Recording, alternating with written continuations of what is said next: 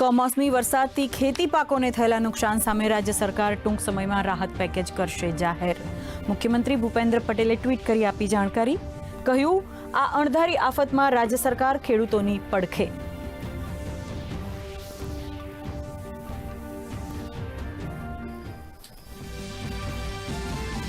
રાજ્યમાં કમોસમી વરસાદને કારણે પાણીજન્ય રોગચાળો ફેલાવાની શક્યતા. અટકાયતી પગલાં લેવા આરોગ્ય મંત્રી પ્રફુલ્લ પાનશેરિયાની અધ્યક્ષતામાં બેઠક.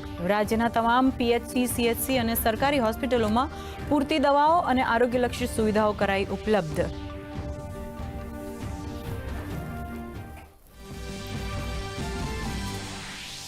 ખેડૂતો માટે રાહતના સમાચાર. રાજ્યમાં 24 કલાકમાં વરસાદનું જોર ઘટશે.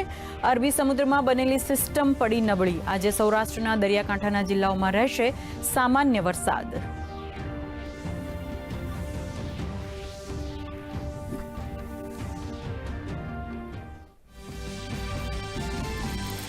પ્રધાનમંત્રી નરેન્દ્ર મોદીનો બિહારમાં ઝંઝાવતી ચૂંટણી પ્રચાર. આરા અને નવાદમાં ગજવી ચૂંટણી સભા. કહ્યું, કોંગ્રેસ અને આરજેડી વચ્ચે ધમાસાણ તો ગૃહમંત્રી અમિત શાહે પણ મુઝફ્ફરપુર અને મહુવામાં વિપક્ષને લીધું આડે હાથ.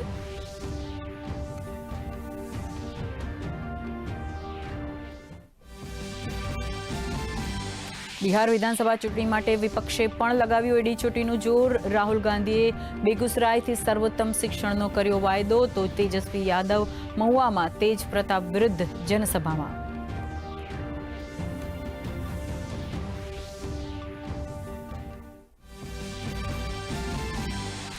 રાષ્ટ્રપતિ દ્રૌપદી મુર્મુ ઉત્તરાખંડના 3 દિવસના પ્રવાસે. હરિદ્વારના પતંજલિ વિશ્વવિદ્યાલયના દ્વિતીય દીક્ષાંત સમારોહમાં આપી હાજરી.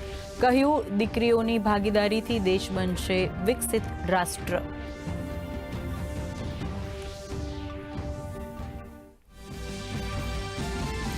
ઇસરો ફરી એક વખત ઇતિહાસ રચવા તૈયાર. ભારતનો અત્યાર સુધીનો સૌથી ભારે ઉપગ્રહ CMS-03 આજે થશે લોન્ચ. આ સિદ્ધિથી અંતરિક્ષમાં કમ્યુનિકેશનને મળશે નવો વેગ તેમજ દરિયાઈ વિસ્તારોમાં ડિજિટલ કવરેજ અને કમ્યુનિકેશન સેવાઓ બનશે વધુ મજબૂત.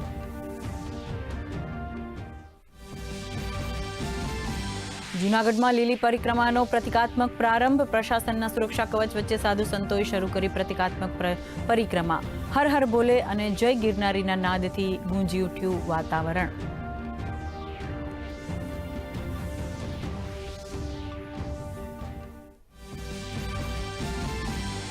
અને મહિલા વિશ્વકપ 2025માં ભારત અને દક્ષિણ આફ્રિકા વચ્ચે આર્યાપારની લડાઈ. વરસાદને કારણે મેચ શરૂ થવામાં વિલંબ. 25 વર્ષ પછી વુમન્સ વન ડે વર્લ્ડ કપને મળશે નવો ચેમ્પિયન.